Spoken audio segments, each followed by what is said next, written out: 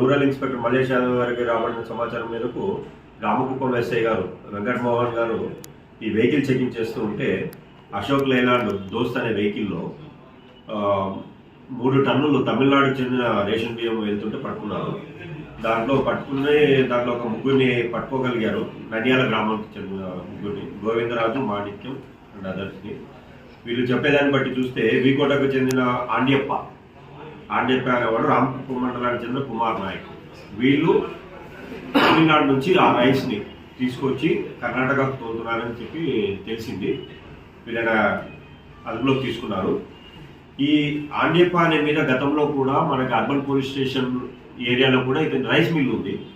అక్కడ కూడా ఇటువంటి అక్రమాలు చేశారని చెప్పేసి అప్పుడు కూడా మనం పట్టుకోవడం జరిగింది. పట్టుకొని రెవెన్యూ వాళ్ళకి హ్యాండ్ ఓవర్ చేయడం జరిగింది. ఈ రైట్స్లో రెవెన్యూ వాళ్ళని కూడా ఇన్వాల్వ్ చేయడం జరిగింది.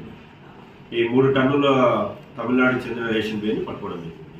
వాళ్ళని కూడా అరెస్ట్ చేసి పంపిస్తున్నాం. వైవీఆర్ ఛానల్ను లైక్ చేయండి, సబ్స్క్రైబ్ చేసుకోండి, షేర్ చేయండి.